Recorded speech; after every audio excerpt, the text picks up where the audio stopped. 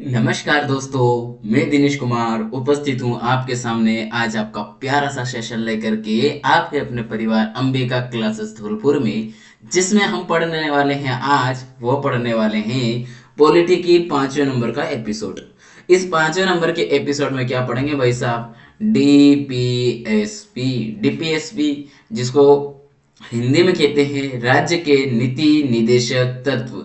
राज्य के नीति निदेशक तत्व जो हैं वह हमारी परीक्षा की दृष्टि से बहुत ही महत्वपूर्ण है। ठीक है, तो आपको पूरी क्लास करना है। छोटी क्लास रहती है लेकिन इतना कंटेंट लाके देता हूँ जो बड़ी क्लास में आप एक एक घंटा में करते हो ना, बड़े टीचरों के साथ में, बड़े बड़े जो कंपनीज हैं। मैं ये नहीं बोलूंगा कि वो एजुकेशन चैनल ही है केवल, वो एक कंपनी बन चुके हैं। तो वहां पर जाकर जो आप टाइम वो करते हैं ना, पूरा 1 घंटा लेता है आपसे और वो थोड़ा सा काम करवा के इतना एक क्लास में आपको डीपीएस भी करवाएंगे वो भी, और मैं भी करवाऊंगा। लेकिन मैं कम समय में आपको पूरा पूरा आउटपुट देके जाऊंगा और वो आपको 1 घंटे में उतना ही देगा। बात बराबर है, बस कला होती है समझाने की कम ज्यादा में। तो मैं आपसे गुजारिश करूंगा एक तरह से कि आप क्लास पूरी करके देखें। अगर ना समझ में आए, कंटेंट कम लगे, कुछ भी आपको थोड़ा 1% भी कम लग रहा था, तो तत्काल कमेंट करके बोलना सर इसमें सुधार कीजिए, ये फलाना ढिमकाना फूचा सुधार कीजिए। मैं उसको अगली ही क्लास में इंप्रूवमेंट आपको दे दूंगा। जैसे 2 क्लास में लगातार, 2-3 क्लास में लगातार, 2 से 3 दिन एक दो भाइयों का कमेंट आ रहा था लगातार, लाइव क्लास लीजिए सर, लाइव क्लास लीजिए। डेली शाम को मैं प्रैक्टिस क्वेश्चन ला रहा हूँ, टॉप प्रैक्टिस क्वेश्चन 4 बजे लाइव क्लास लेता हूँ।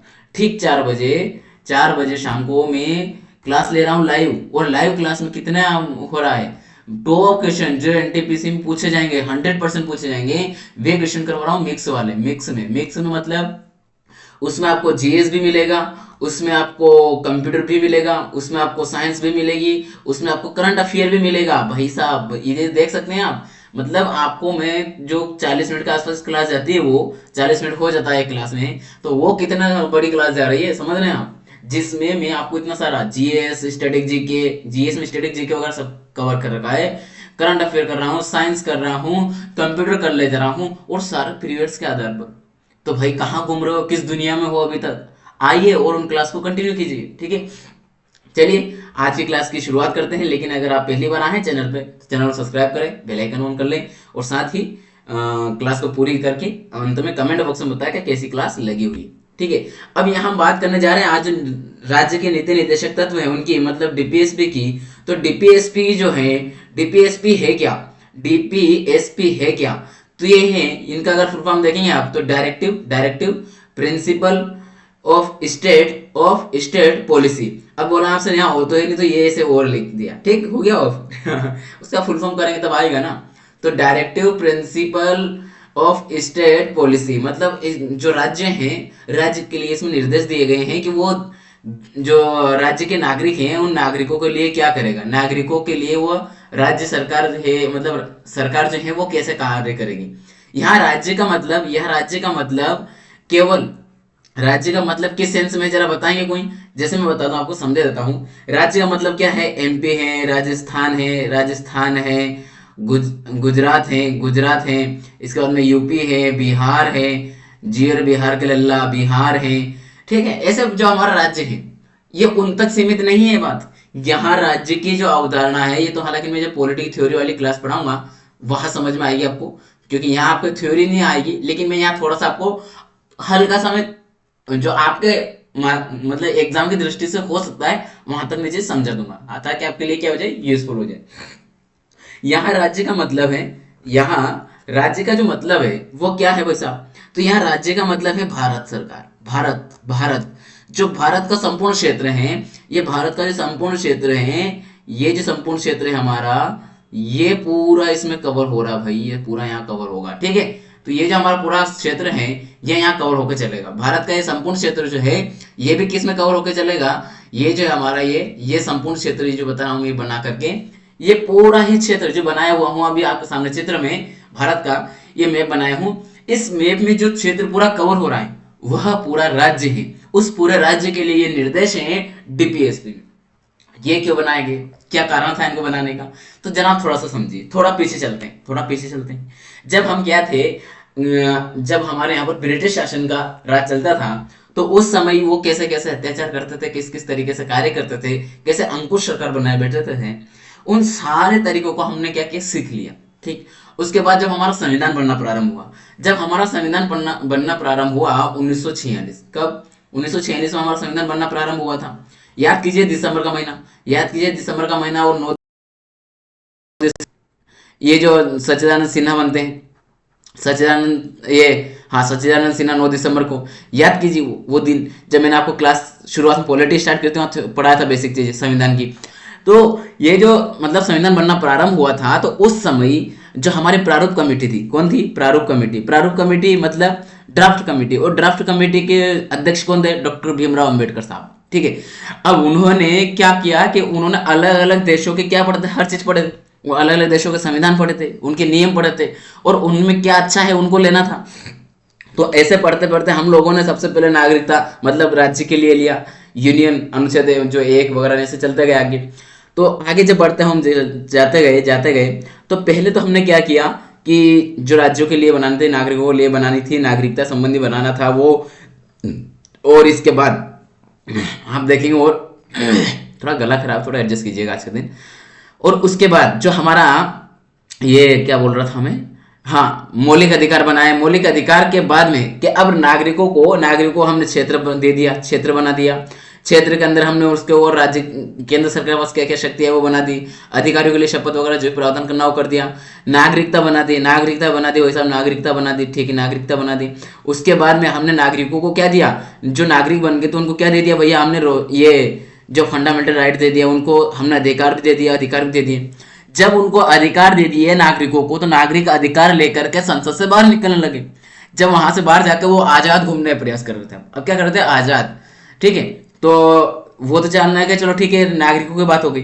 तो फिर क्या हुआ, उन्होंने बोला कि रुको रुको, अभी आपके लिए सरकार भी कुछ करेगी। क्या करेगी सरकार, क्या करेगी भाई साहब, सरकार भी कुछ करेगी। तो क्या करेगी सरकार, सरकार क्या करेगी जनाब, सरकार क्या करेगी कि वो ये करेगी कि आप जो है, आप सबके लिए जो सरकार है, आप सभी के लिए क्या करने वाली है कि वे अनुच्छेद 36 से लगा करके 51 तक कुछ निर्देश बनाए जा रहे हैं। तो उसमें क्या किया जाएगा, अनुच्छेद 36 से लगा के 51 तक निर्देश लगाए जा रहे हैं कि राज्य के अंदर क्या क्षेत्र आएगा, पहली बात। दूसरा, ये जो है 51 तक, इसमें कुछ ऐसे नियम बनाए गए जो कि राज्य सरकार नागरिकों के हित में कार्य करेगी। जो भी सरकार है वह नागरिक को देखकर ही नियम पॉलिसी लागू करेगी हमेशा। ठीक है। तो ये बात यहाँ पर की गई, बात समझ में आया। इसके बाद में आगे का जब हम पढ़ रहे हैं जो मौलिक कर्तव्य है, ड्यूटीज आएगा, तो हमारे फंडामेंटल ड्यूटीज, उसको हम ऐसे आगे कनेक्ट करते हुए समझेंगे। तो ये जो अनुच्छेद आया 36 से 51, ये किस लिए लेके आए थे हमारे संविधान में, राज्य के लिए लाए थे कि राज्य किस किस तरीके से कार्य करने वाला है। ये सारा वर्णन किस भाग में है, तो संविधान के भाग 4 में। जो डीपीएसपी है, डीपीएसपी जो है ये किस भाग में वर्णित है, संविधान के किस भाग में है, तो भाग 4 में है। कौन से भाग में है भाई साहब, भाग 4 में है, और 36 से 51 तक है। अच्छा, एक बात और महत्वपूर्ण होती है, तो मैं कलर चेंज करके लिखता हूं तो आपको और आसानी समझ में आएगा। चलो कलर चेंज करता हूं। जो ये राज्य के नीति निर्देशक तत्व है, यह अवधारणा किस देश से ली गई है भारत में, तो ये ली गई है भाई साहब आयरलैंड से। कहां से ली गई है, आयरलैंड, आयरलैंड से ली गई है। ध्यान दीजिएगा, सबसे ज्यादा इंपॉर्टेंट प्रश्न है ये, यही प्रश्न हमेशा पूछा जाता है। एक तो भाग किस भाग में है, दूसरी बात ये जो है कहा मतलब किस देश से लिया गया है, दूसरी बात राज्य के अंदर, राज्य का मतलब क्या है इसमें राज्य का मतलब क्या है, तो पूरा भारत का क्षेत्र कवर होता है, पूरा भारत का क्षेत्र कवर होता है। अब एक बात और बात आती है सामने, तो वही बता देता हूं थोड़ा लगे हाथ। क्या आती है भाई साहब आगे, ये जो राज्य है, इस राज्य में क्या यूटी भी आएंगे, जी हाँ, मैंने आपको बताया सही, सब कुछ आएगा। एक भी ऐसी चीज नहीं जो भारत की नहीं है, सब आएगी, जो भारत की वो सभी उसमें कवर होगी। ठीक है भाई। अब आपको सभी को बताना है क्या ये बात समझ में आई, समझ में आई, यहाँ तक हर बात समझ में आ रही होगी, यहाँ तक हर बात समझ में आ रही होगी। तो मैं आपको आगे बढ़ता हुआ आगे समझाता हुआ चलूं। कमेंट करेंगे सभी, कमेंट करते हुए चलेंगे भाई, कमेंट करेंगे, कमेंट करते हुए चलेंगे। हाँ, अब एक बात और समझाते हैं, यहाँ राज्य का एक मतलब और समझाना है मुझे, तो वो कहाँ समझाऊं, खाली लिया कि लिया नहीं लिया ना, कोई बात नहीं, अभी खाली बनाते हैं, अभी एक खाली बनाते हैं, रुक जाओ, अभी एक खाली बनाते हैं, 2 मिनट, एक खाली स्लाइड लेना है मुझे। तो आपको क्या करना है, आपको सभी को क्या करना है भाई, कुछ नहीं, बस आप तो देखते हुए चलिए, मैं खाली स्लाइड ले लेता हूँ बस। खाली तो हुई नहीं है तो। अच्छा, वहां से लिए ही नहीं तो कहाँ से मिटाएगी।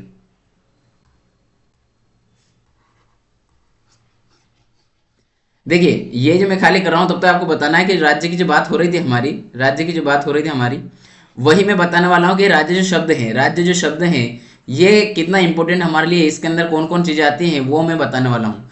राज्य की अगर बात करें हम, तो राज्य जो था हमारा, उसकी बात करेंगे कि राज्य के अंतर्गत क्या क्या आता है, राज्य के अंतर्गत क्या क्या आता है, उसको समझेंगे थोड़ा सा, क्योंकि ये चीज पूछी जा सकती है कि राज्य के अंदर क्या आता है क्षेत्र में, क्योंकि थोड़ा डीप में जा रहा है इस बार, और डीप में जा रहा है तो भैया हमें भी थोड़ा डीप में पढ़ना पड़ेगा। जीरो से लेकर शिखर तक का सफर करवाऊंगा भाई, एक एक चीज आपको थ्योरेटिकल करवा रहा हूँ, इसे कहीं भी नहीं मिलेगा, पूरे यूट्यूब पे ढूंढ लेना, कहीं भी नहीं मिलेगा। अगर आपको लगता है हाँ एक चैनल और है जहाँ मिल सकती थोड़ी बहुत चीजें, कुछ ऐसी चीजें हैं जो मैं यहाँ नहीं करवा रहा हूँ, अपने यूट्यूब चैनल पर करवा रहा हूँ, क्योंकि यहाँ भी एक लिमिटेड क्लास है मेरी, 2 क्लास कंटिन्यू देना डेली, और जब 2 क्लास देना है तो उसमें सब कुछ तो नहीं करना, 30 मिनट की क्लास देना होती है, ठीक है, तो उस हिसाब से चलता है मेरा, 2 क्लास में 30 मिनट, 33 मिनट की, तो हालांकि ऊपर हो जाता समय, वो आपके लिए है, आपके हित में देख के मैं सब कुछ करता हूँ, जायज है, लेकिन कुछ समय जो मैं हो अपना चैनल पे भी देता हूँ। मेरे अपने चैनल का नाम क्या है, smart smart study study study, ये यू है, ठीक है, स्टडी अप्रोच, ठीक है। तो आप इस चैनल पे भी जाकर के क्या कर सकते हैं, कुछ अपनी तैयारियों को बूस्ट कर सकते हैं, क्योंकि यहाँ पर मैं डेली क्लास देता हूँ, बहुत सारी चीज़ें यहाँ देता हूँ मैं, जैसे रीजनिंग है, जीएस है, जीएस में रेलवे के लिए खासकर बैच चल रहे हैं अभी, वंदे भारत बैच चली हुई है हमारी सीरीज, तो उसमें आप जुड़ सकते हैं, और फ्री है, फ्री ऑफ कॉस्ट, आपको कोई शुल्क नहीं देना है, ठीक है। तो ये तो अपने चैनल का था, वो छोड़िए, अब आते हैं हम वापस कहाँ, जो जिस लिए आपको ये नई स्लाइड लिया हूँ, इस स्लाइड पर आते हैं, और इस स्लाइड का हम क्या करते हैं, थोड़ा डिटेल जानते हैं। 2 मिनट जो मुझे चाहिए वो फिर से लेना पड़ेगा।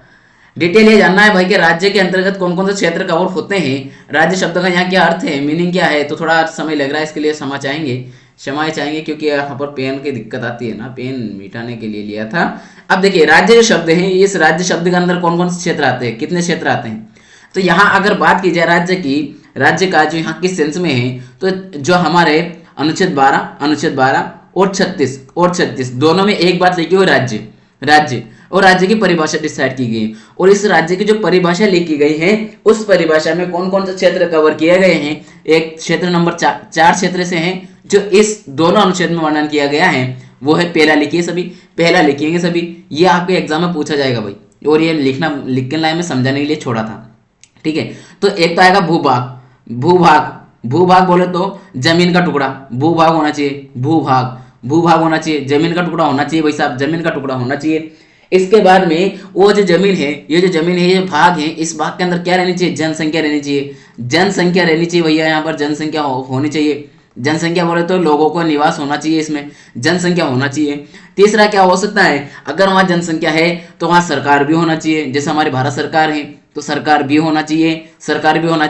और ये सरकार है तो ये कैसे होनी चाहिए, स्वतंत्र सरकार होनी चाहिए, मतलब संप्रभु सरकार होना चाहिए। संप्रभु बोले तो उसके ऊपर किसी के दबाव में नहीं है, वो खुद जो जनता ने चुन करके उनको सरकार बना के अधिकार दिए हैं, तो वह क्या कर सके, स्वतंत्र संप्रभु शक्ति होना चाहिए। संप्रभु शक्ति मतलब जो ऐसे सरकार होना चाहिए जो खुद निर्णय लेकर के अपने जो क्षेत्र के जो मतलब ये भूभाग है, जितना ये भूभाग कवर किया गया है, इस भूभाग के ऊपर कानून व्यवस्था लागू कर सके, तो ये लॉ मेंटेन कर सके, ये इतनी इसके बाद शक्ति होनी चाहिए, किसी और के दबाव में नहीं होना चाहिए, ठीक है। अब यहाँ अगर बात की जाए तो कुछ यूएनओ के कुछ प्रावधान है, तो क्या सर वो हमारे इसको जो हमारे प्रावधान है इसको ये करेंगे क्या, नहीं जनाब, वो नहीं कर रहे हैं। वो इसलिए नहीं कर रहे कि उसमें हम अपनी मर्जी से जुड़े हुए हैं, हमारे ऊपर कोई दबाव नहीं है कि आप इसमें जुड़िए रहिए, ठीक है।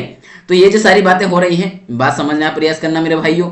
तो ये हमारा जो भूभाग है, क्या है, हमारा भूभाग है, ये हमारा भूभाग है, ये भूभाग हो गया, इसके अंदर हम लोग रह रहे हैं, ये जनसंख्या हो गई। और सरकार मतलब जो दिल्ली में सरकार बैठी है, हमारी मोदी सरकार इस समय चल रही है, तो वो हो गई। और वो संप्रभु है, वो कानून बना रही है, एक से एक बड़े बड़े कानून का निर्णय ले रहे हैं, प्रावधान ला रहे नए, तो कोई दबाव नहीं किसी के। हम ये सारी बातें क्यों की गई हमने, क्योंकि जब हम आजाद हुए थे तब एक बात चल रही थी कि हमें जो है आजादी तो मिली, लेकिन उसमें कानून व्यवस्था अप्रत्यक्ष रूप से वहां की ब्रिटिश सरकार देखेगी, वो जैसा कहेंगे हम वैसे करेंगे। नहीं जनाब, वैसा नहीं करेंगे हम। वो होता है जो डोमेनियन होता है, वो अलग होता है, वो मैं आपको बताऊंगा कि वो उसके अधिकार क्षेत्र के अंतर्गत आता है। तो वो हम लोगों ने नहीं लिया था, हमने स्वतंत्रता ली थी, हम लोग को गुलामी नहीं चली, स्वतंत्रता ली है। तो हमने आजादी, आजाद है, हम स्वतंत्र हैं, खुद सब कुछ करते हैं, इसलिए हमारा संविधान है, इसलिए हम गणतंत्र है हमारा संविधान के माध्यम से, ठीक है। तो ये बात थी राज्य की परिभाषा।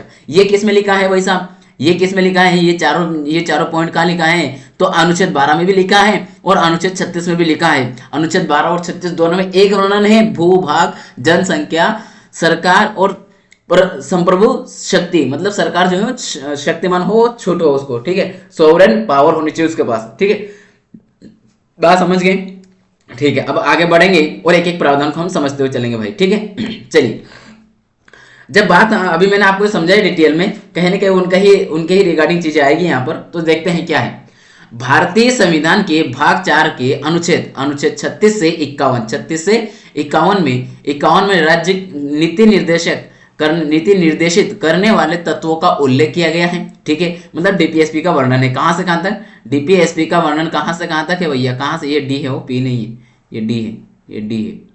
तो ये जो वर्णन है ये 36 से 51 तक है, ठीक है। इसके बाद यह संकल्पना आयरलैंड के संविधान से अभिप्रेरित है, मतलब हमने जो वहां से ली गई है, आयरलैंड से ली गई है।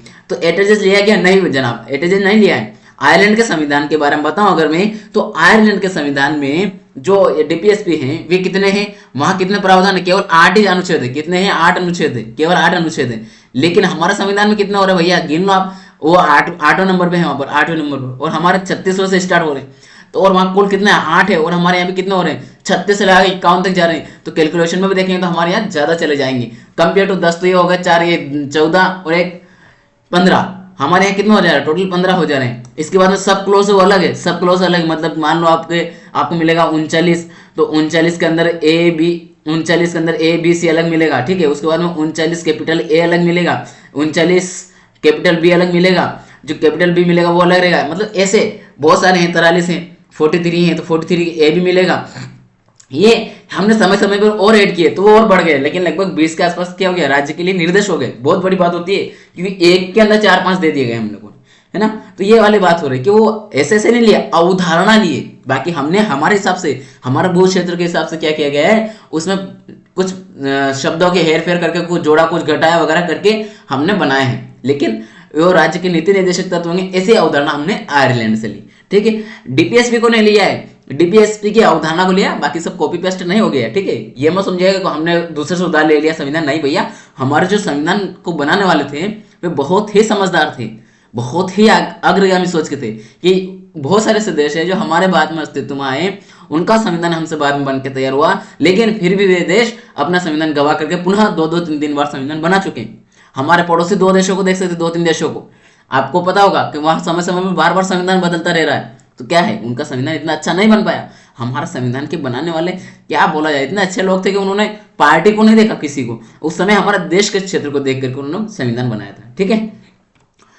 अब हम बात करेंगे जो डीपीएसपी के कुछ अनुच्छेदों में चर्चा की गई है कि हमारे लिए कौन कौन सा अनुच्छेद ऐसे हैं जो हमारे लिए महत्वपूर्ण है और पूछे जा सकते हैं, ठीक है। तो अनुच्छेद 36 अभी बताया, मैंने आपको समझा दिया है। अनुच्छेद 36 में क्या लिखा है, राज्य को परिभाषित किया गया, और राज्य शब्द जो इसको परिभाषित किया गया है, तो इसके अंदर क्या क्या आ रहा है, वैसा अभी बताया मैंने आपको। लैंड आता है, लैंड आ रहा है, पॉपुलेशन आ रहा है, पॉपुलेशन आ रहा है, इसके अंदर गवर्नमेंट आ रही है, और एक और क्या है, सोवरेन पावर आ रहा है, सोवरेन पावर आ रहा है, एसपी आ रहा है। मतलब इनके पास शक्ति होना चाहिए, शक्ति संप्रभु शक्ति होना चाहिए, सरकार होना चाहिए, जनसंख्या होना चाहिए, और लैंड मतलब भू क्षेत्र होना चाहिए। ये 4 फिक्स है। इसके अंदर नोट करके लिखेंगे, आप सभी नोट करके लिखिए कि यहाँ पर ये जगह छुट्टी हुई तो इसको कवर करते हैं, नोट करके लिखेंगे सभी। नोट करके एक बात लिख लेंगे कि न्यायालय जो न्यायालय हमारा न्यायपालिका है, न्यायपालिका जो है भैया, न्यायपालिका जो है हमारी न्यायपालिका, वह अनुच्छेद 36 के अंतर्गत नहीं है, नहीं आता है। अनुच्छेद 36 में न्यायपालिका नहीं आता है, ये ध्यान दीजिएगा, नहीं आता है। न्यायपालिका अलग है, न्यायपालिका बाहर है, अनुच्छेद 36 के अंतर्गत न्यायपालिका नहीं है, ठीक है। इसके बाद देखते हैं हम, इसके बाद में हम देखेंगे तो ये क्या आंसर है, अनुच्छेद 37। अच्छा, तो न्यायपालिका के बारे में कहाँ प्रावधान मिलेगा, तो उसके लिए अलग प्रावधान किया गया है, लेकिन शक्तियों का जो शक्तियां बांटी गई है न्यायपालिका और कार्यपालिका के बीच में, तो वो कहाँ पर है, अनुच्छेद 50 में, 50-50 में, ठीक है। अभी आएगा वो भी, इसी डीपीएसपी का भाग है वो भी।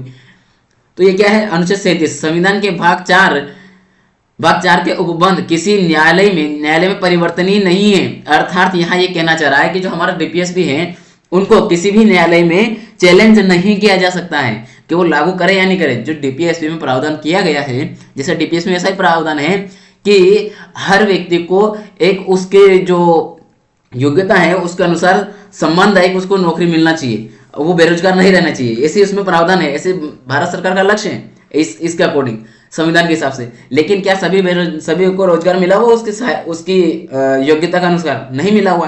जब उसकी योग्यता अनुसार नहीं मिला तो आप चैलेंज कर सकते हो, नहीं जनाब। इसीलिए तो उसको कहाँ रखा गया है, डीपीएसपी में रखा गया है। डीपीएसपी में क्या किया गया, क्योंकि चैलेंजेबल नहीं है, वो लागू करे या नहीं करे सरकार का काम है, ठीक है, उस पर दबाव नहीं बना सकते हो आप। इसके बाद में 38वां क्या कहता है, सामाजिक, आर्थिक और राजनीतिक न्याय। यहाँ ध्यान दीजिएगा कि हमारी जो प्रियम्बल है, प्रस्तावना जो है हमारी प्रियम्बल उद्देशिका, प्रस्तावना जो है हमारी, उसमें प्रस्तावना में प्रियम्बल में 3 शब्द जोड़े हुए बाद में, जो कि कौन सा, 42वां संविधान संशोधन में एक, मतलब सॉरी ये तो पहले से जुड़ा हुआ था हमारे संविधान में, लेकिन इसमें 42वां संविधान संशोधन के माध्यम से क्या हुआ, संविधान संशोधन एक ही बार हुआ प्रस्तावना में। ये मैं आपको बताऊंगा आगे चल के जब प्रस्तावना पढ़ाऊंगा कुछ डिटेल। लेकिन यहाँ पर क्या है कि जो हमारा ये प्रस्तावना है उसमें एक ही संविधान संशोधन हुआ है, 42वां संविधान संशोधन 1976 में, ठीक है। ये उसका थोड़ा सा बताया हूँ। लेकिन यहाँ जो बताने वाला था वो ये है कि सामाजिक, आर्थिक, राजनीतिक, ये इन तीनों शब्दों का कहाँ और वर्णन है, तो एक तो संविधान में, कहाँ है, एक तो संविधान में, दूसरा कहाँ पर है, हमारे डीपीएसपी के अंतर्गत वर्णित है सामाजिक, आर्थिक और राजनीतिक न्याय। ये 3 शब्दों का वर्णन 2 जगह है। और हमारे जो परीक्षक हैं वो कैसे प्रश्न पूछता है, सामाजिक, आर्थिक और राजनीतिक न्याय की व्यवस्था भारतीय संविधान में प्रस्तावना के अतिरिक्त और कहाँ की गई है, प्रस्तावना के अतिरिक्त और कहाँ की गई, या तो ऐसा पूछ लेगा या फिर ऐसा पूछेगा, सामाजिक, आर्थिक और राजनीतिक न्याय का प्रावधान भारतीय संविधान के किन किन भागों में है, और वहां आपको कोट दे देगा।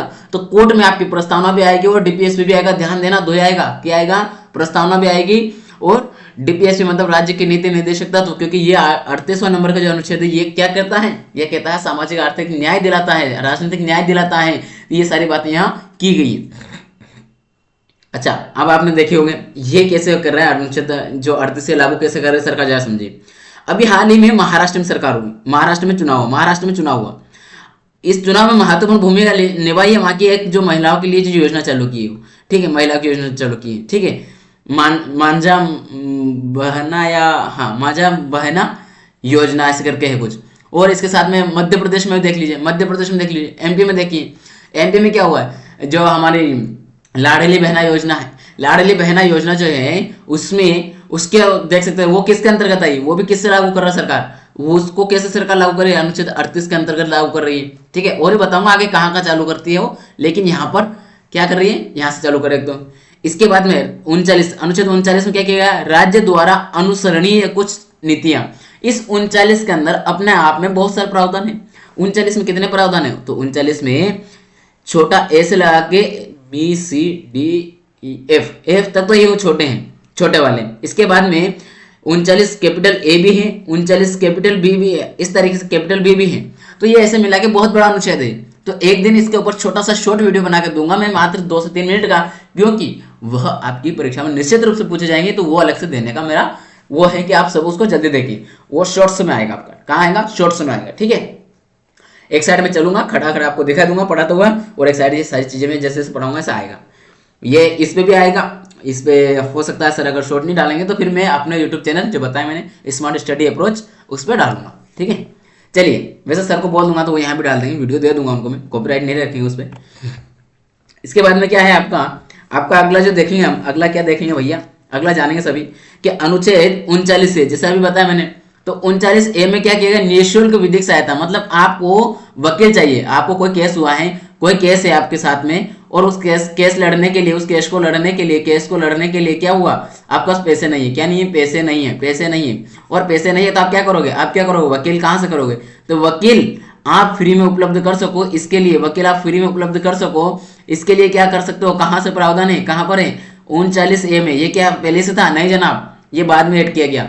अब आप बोले कब ऐड किया, तो ये भी 42वां संविधान संशोधन के माध्यम से ही ऐड किया गया है, जो कि इंदिरा गांधी जी की सरकार थी उस समय, ठीक है, पीएम थी उस समय।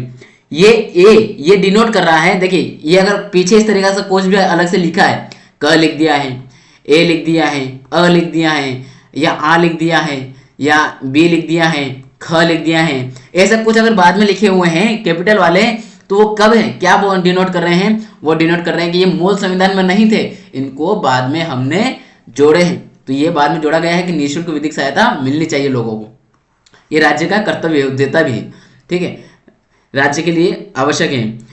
इसके बाद अनुच्छेद 40 कहता है कि ग्राम पंचायतों का गठन किया जाएगा। तो ग्राम पंचायत का जो गठन है वो किया जाएगा, ये कहाँ पर वर्णन है, अनुच्छेद 40 में। और इसी अनुच्छेद के माध्यम से 73वां संविधान संशोधन होता है और 74वां संविधान संशोधन होता है।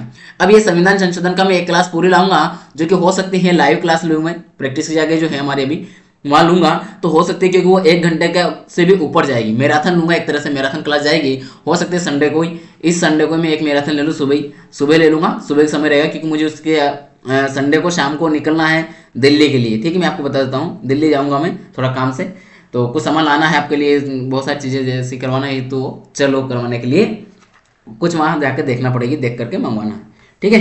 तो ये इस कारण से ये जो बात है क्या है कि आपको ये संविधान संशोधन वाला चैप्टर में करवा दूंगा अभी लाइव क्लास में।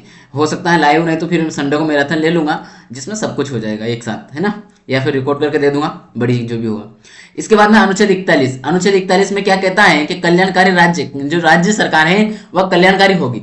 कल्याणकारी मतलब यहाँ पर योजना लिखी आती है, जैसे कि लाडली बहना है, ये भी इसका भी एक प्रावधान है, लाडली बहना है। और इसके बाद में जो मोदी गवर्नमेंट लेकर आई पीएम किसान योजना, ये किस में लेकर आई, कल्याणकारी राज्य में लेकर आई है। इसके बाद में अलग अलग जो भी योजना चल रही है राज्य सरकार केंद्र सरकारों की, वो किस में आती हैं, जैसे आपको जो गेहूं मिलता है फ्री में, जो आपका सोसाइटी से जो गेहूं मिलता है वो भी किसके अंतर्गत मिलता है, वो मिलता है आपको अनुच्छेद 41 के अंतर्गत, ठीक है। अनुच्छेद 42 में कहा गया है कि काम की न्याय संगत और मनोचित दशाओं तथा प्रस्तुति सहायता का उपबंध। अब यहाँ एक बात नोट करनी है कि जो गर्भवती महिला होती हैं, गर्भवती महिला जो होती हैं, उनको गर्भवती महिलाओं को, जो गर्भवती महिलाएं हैं उनको क्या किया गया भैया, गर्भवती महिलाओं को छुट्टी मिलती है, छुट्टी का प्रावधान किया गया, प्राइवेट हो को कुछ भी, उनको छुट्टी का प्रावधान किया गया। तो किसके अंतर्गत किया सरकार ने ये कदम, किसके अंतर्गत उठाया, 42 में। दूसरी बात, जो उनके साथ में जो गर्भवती महिलाएं हैं उनको सरकार अलग से कुछ पैसे वगैरह, कुछ खाने पीने की चीजें वगैरह सब उपलब्ध कराती है, राज्य सरकार अपने हिसाब से, केंद्र सरकार अपने हिसाब से जो उपलब्ध कराती हैं। तो ये जो योजनाओं के माध्यम से वो सहायता देती हैं, चाहे वो कैश दो, कैसे भी दो, प्रत्यक्ष अप्रत्यक्ष किसी तरह से सहायता करो, लेकिन कर रही है तो वो किस अनुच्छेद के माध्यम से करती है, किसके माध्यम से ये योजना लाती है, तो ये लाती है 42 के तहत। अनुच्छेद 42 के तहत वो क्या करती है कि उनको ये क्या कर रहे हैं, तो कल्याणकारी योजना यहाँ पर है, इसमें भी डालती है और इसमें भी डालती है, क्योंकि ये जरूरी है, इनकी सहायता करना राज्य सरकार का क्या है, कर्तव्य है, तो वो उसको निभा रही है, ठीक है।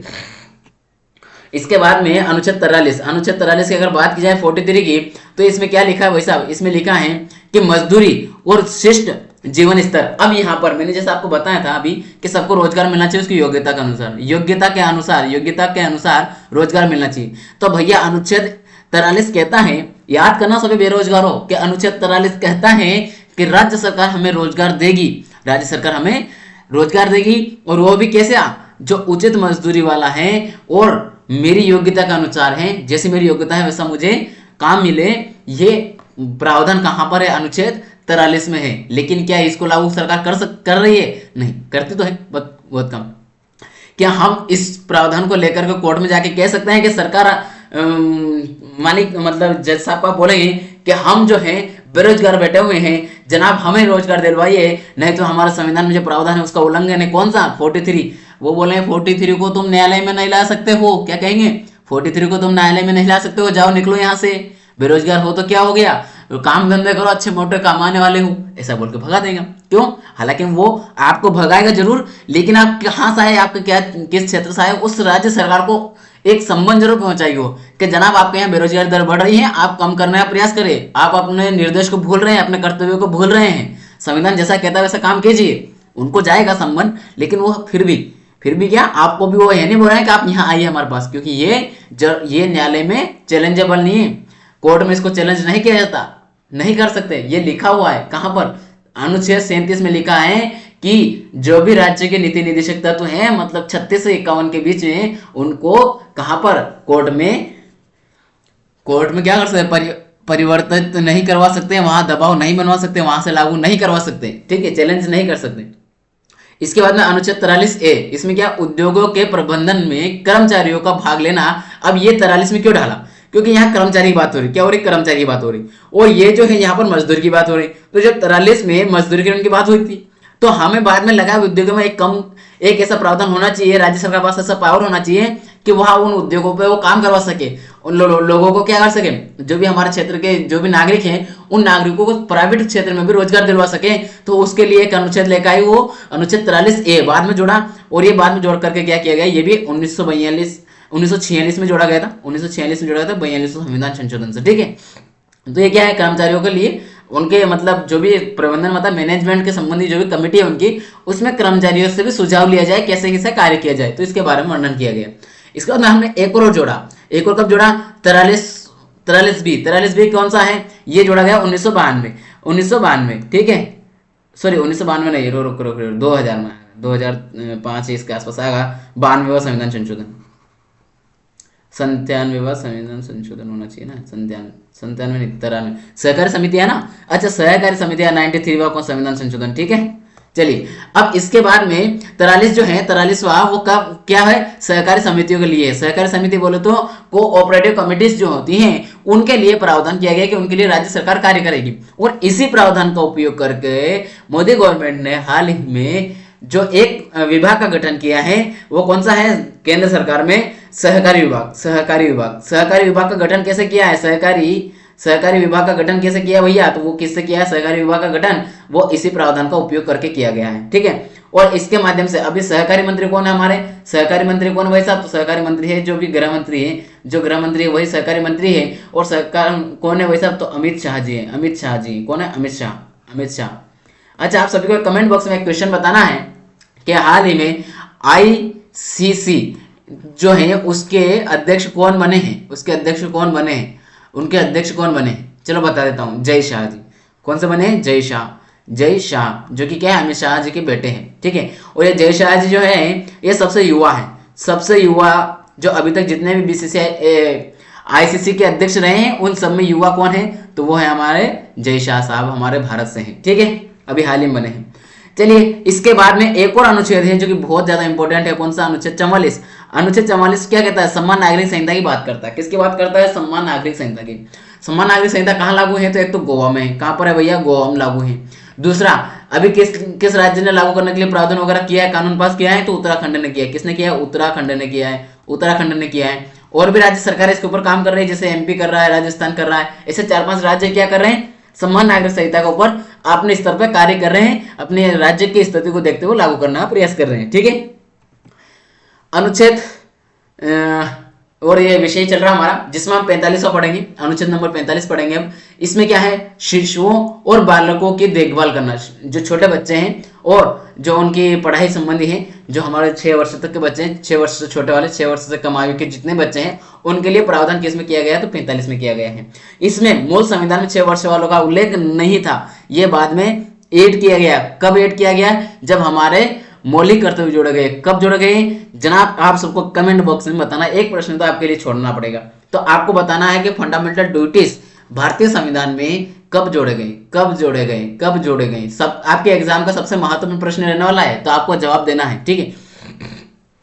उसी में एक प्रावधान है कि 6 से 14 वर्ष तक के जो बच्चे हैं उनका प्रावधान वहां मौलिक कर्तव्य में चला गया। तो जब मौलिक में गया तो ये प्रावधान ऐसे खत्म हो रहा था, क्योंकि यहाँ 6 से 14 वर्ष का था। तो इसमें अब ये अगर ये प्रावधान उठाकर हमने जो कर्तव्य में डाल दिया, तो फिर यहाँ भी क्या करें, तो यहाँ भी राज्य सरकार के लिए किया गया कि 6 वर्ष से कम आयु के बच्चे हैं उनके लिए राज्य सरकार कार्य करेगी। तो जब ये बात आई तो यहाँ पर क्या किया गया भैया, ये किया गया कि ये जो काम तो हो गया, ठीक है भाई साहब कर देंगे, तो ये जो करने का प्रयास किया गया आगे चल करके क्या शिशुओं के लिए, तो इसको लागू कैसे किया राज्य सरकार ने, तो इसी का प्रयोग करके प्रावधान ऐड करने के बाद राज्य सरकार जब आगे चल के इसमें चलेगा हम काम कैसे करें, तो इसमें काम करने के लिए वो लेकर आई एक योजना जिसको आंगनवाड़ी कहते हैं। आंगनवाड़ी केंद्र, आंगनवाड़ी जो केंद्र है वह किसके अंतर्गत खुला हुआ है, अनुच्छेद 45 के अंतर्गत खोला गया है, ठीक है, उपयोग करके। अनुच्छेद 46 अनुसूचित जातियों, अनुसूचित जनजातियों और अन्य कमजोर वर्गों का शोषण से बचाव मतलब आपके साथ किसी भी तरह का शोषण होता है किसी प्रकार का, तो वो नहीं हो सकता। वो किस में लिखा है? अनुच्छेद 46 में लिखा है। उससे बचाएगी सरकार, उसके लिए कार्य करेगी। ये आरक्षण वगैरह की जो व्यवस्था है वो कहीं ना कहीं यहाँ पर भी है। हालांकि आगे अनुच्छेद अलग से है, उसके लिए अलग से भी वो लिखा हुआ है, लेकिन मेनली अगर कहीं से उनको बचा रही शोषण से राज्य सरकार उनके हित में काम करती है, जिसके साथ भेदभाव होता है उनको बचाती है, उनके हित में काम करती है, उनको आगे बढ़ावा देती है, और जैसे महिलाओं संबंधी लाती है, अनुसूचित जातियों एसटी एससीओ के लिए अलग प्रावधान लाती है, ओबीसी के अलग, वहां से तक कमजोर जो ईडब्ल्यूएस है उनके लिए अलग करती हैं। तो ये सब सारा अलग कैटेगरी डिवाइड कर काम करती है। तो ये कहाँ से प्रयोग करके करती है? अनुच्छेद 46। अनुच्छेद 46 में जो आरक्षण की बात एक तरह से यहाँ की गई और राज्य सरकार इसके ऊपर कार्य करती है। वो अलग बात है कि हर 10 साल में बढ़ाने का प्रावधान दूसरा है, लेकिन ये बात अलग है कि यहाँ इसी का उपयोग करके राज्य सरकार इसमें कार्य करती है। ठीक है, कोई भी योजना का लाभ भी देती है कैटेगरी वाइज, तो वो कहाँ से देती है? यहाँ से देती है।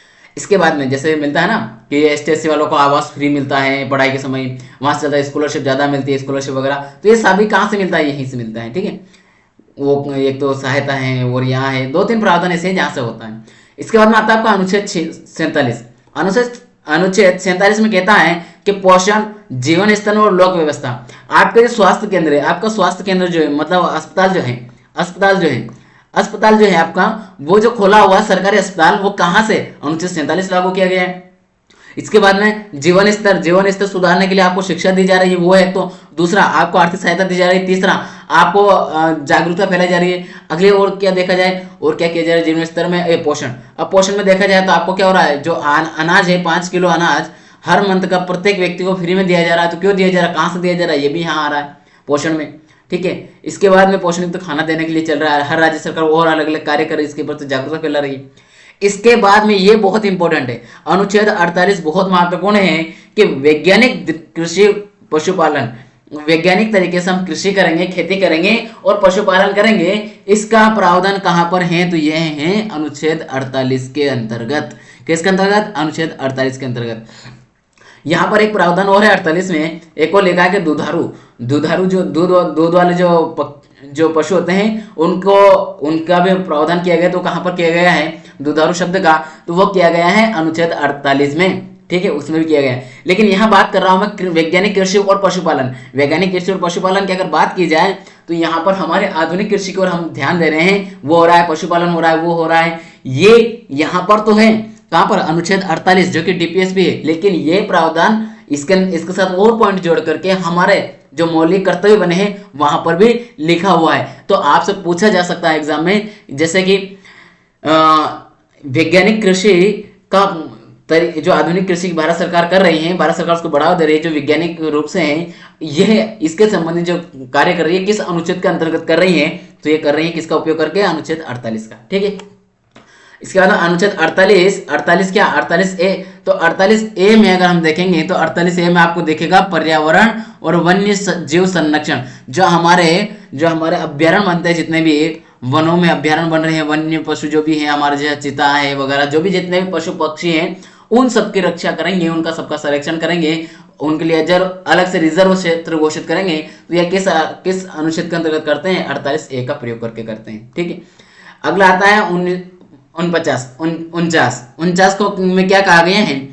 राष्ट्रीय महत्व के स्मारकों, स्थानों और वस्तुओं का संरक्षण करना। जैसे कि राष्ट्रीय महत्व की बोला जाए तो लाल किला है, लाल किला हो गया आपका, ताजमहल हो गया आपका, पुराने मंदिर जैसे आपका मंदिरों में चले जाते हैं, मंदिर आ गए, बहुत सारे पुराने मंदिर मस्जिद आ गए, जैसे कि आपका खजुराहो का मंदिर है, खजुराहो का कंदरिया महादेव का मंदिर है, और इसके बाद में बहुत सारे अलग अलग, तंजौर का है, एलोरा गुफा है, और बहुत सारी अलग अलग क्षेत्र घोषित किए गए हैं। इन सबका नाम लेना अभी इतना ये नहीं है। ठीक है, तो ये जो बात की जा रही है, इन सभी में किसकी बात की जा रही है? स्मारक हो गए और स्थान भी हो गए, इसके बाद वस्तुओं की अगर बात की जाए तो वस्तुओं में देखा जाए तो हमारा जो पुराना कल्चर है, कल्चर की जो हमारी चलती थी संस्कृति में जो चलती साड़ियाँ हैं वगैरह, जो भी अलग अलग पहनावा वगैरह, उन सबको संरक्षण देना है। तो जो राष्ट्रीय महत्व के हैं वो क्या है? 49 में ये बात कही गई। इसका 50 बहुत महत्वपूर्ण है कि न्यायपालिका और कार्यपालिका, पालिका नहीं पालिका, यहाँ एक मात्रा संबंधी मिस्टेक है, पालिका, कार्यपालिका से पृथककरण, मतलब यहाँ पर न्यायपालिका जो है और कार्यपालिका है, इन दोनों के बीच में शक्तियों का पृथक्करण, शक्तियों का बंटवारा किया गया है, इनका क्षेत्र निर्धारित किया गया है कि आप यहाँ तक रह के कार्य करेंगे, आप यहाँ तक करेंगे। जैसे कि कानून बनाना कार्यपालिका और इनका पूरा काम उधर संसद वालों का, ठीक है, लेकिन न्यायपालिका उनका चेक करेगी कि नागरिकों के हित में है कि नहीं। ऐसा तो नहीं कि अंकुशकारी सरकार बन गई है, अंकुश लगा रही है सरकार, नागरिकों को अधिकार छीन रही है, ये चेक करेगी। संवैधानिक है कि नहीं, संविधान के हिसाब से है कि नहीं, ये चेक करना। तो ये जो है इन दोनों का कार्य डिवाइड कर दिया गया है। ये किस में किया गया, 50 में, जो कि 50-50, बहुत अच्छी जगह रखा 50-50, ठीक है। इसके बाद में बात की जाती है 51 में अनुच्छेद की अगर बात करें हम 51 में, तो राज्य द्वारा अंतरराष्ट्रीय शांति और सुरक्षा की बात की गई है। पूरा वैश्विक लेवल पर अगर किसी भी तरह का कोई लड़ाई झगड़ा हो रहा है, किसी का हमारे साथ हो रहा था, हम शांतिपूर्वक निपटाएंगे। जैसे हमेशा भारत चीन के कोई भी लड़ाई होती है, भारत चीन की, तो हमेशा शांतिपूर्वक तरीके से निपटाने का प्रयास किया जाता है और चल रही वार्ता चल रही है। अभी 2020 से लगा अभी तक वार्ता चल रही है, अभी तक कोई समझौता पे नहीं हुआ है, ठीक है। इसके बाद हम यूक्रेन वगैरह संबंधी देख लेते हैं। वहां पर भी यूएनओ में हमने मांग रखी कि शांतिपूर्वक इनका सुलह किया जाए, युद्ध समाप्त किया जाए। तो ये कहाँ लिखा है, हमारे संविधान में ये लिखा है, अनुच्छेद 51 में ऐसा वर्णन किया गया है। तो आज की क्लास हमारी कंप्लीट हो चुकी है ना। लेकिन आपको बता दें कि अगली क्लास हम क्या पढ़ेंगे, फंडामेंटल ड्यूटीज करवाऊंगा आपको मैं, जिसमें आपके मौलिक कर्तव्य है और मौलिक कर्तव्य को कब जोड़ा गया मैंने आपसे पूछा है, तो आपको बताना है, इसलिए मैं छोड़ रहा हूँ ये। और ये जो सारा डिटेल है इसको विस्तार से पढ़ेंगे, बहुत विस्तार से पढ़ेंगे इसको। हो सकता है विस्तार से पढ़ने में हमारा एक जो है 30 मिनट से ऊपर समय लगेगा, कम से कम 30 से 40 मिनट तो लगेंगे, ठीक है। तो कोई बात नहीं, क्योंकि एक एक क्लास में एक एक टॉपिक को फिनिश करने का मैंने टारगेट बनाया। पॉलिटी को किसी भी हालत में जनवरी जब हमारा स्टार्ट हो तो सब तब तक हम फिनिश कर चुके होंगे, ऐसा मेरा सोचना है। बाकी देखते हैं, अगर कुछ टॉपिक बचेंगे तो जनवरी स्टार्टिंग में, जनवरी लास्ट फर्स्ट वीक तक समाप्त करने का मेरा टारगेट है, कैसा भी करके। हालांकि दिसंबर अभी पूरा बचा है, तो पूरा तो क्या, आज 11 दिसंबर हो गई है, तो ठीक है, बीच में कोशिश है कि कर ले जाएंगे। दिसंबर में हो जाएगी, वैसे दिसंबर में हो जाएगी दिसंबर में हो जाएगी आपकी ये क्लास फिनिश कर दूंगा दिसंबर में पॉलिटी, ठीक है। उसके बाद में जियोग्राफी स्टार्ट करूंगा, डायरेक्ट जियोग्राफी स्टार्ट करूंगा। और स्टैटिक जीके का भी हमारा जो चल रहा है, डेली 4 बजे लाइव क्लास होती है। लेकिन आपको एक बात बता दें कि लाइव क्लास मंडे को नहीं हो पाएगी। मंडे को इसलिए नहीं हो पाएगी, मैं अभी सूचना दे रहा हूँ आपको इतने एडवांस में, क्योंकि मैं यहाँ जहाँ स्टूडियो है मेरा, जहाँ से मैं क्लास लेता हूँ, वह मैं यहाँ नहीं रहूँगा उपलब्ध, तो मैं बाहर जाऊँगा। हो सकता है छुट्टी भी रह जाए उस दिन, या फिर रिकॉर्ड करके मैं पहले से रख जाऊँगा, तो आपके सामने क्लास रिकॉर्डेड फॉर्मेट में आ जाएगी, ठीक है। तो चलिए आज को रोकते हैं, मिलेंगे अगली क्लास में। तब तक के लिए जय हिंद, जय भारत।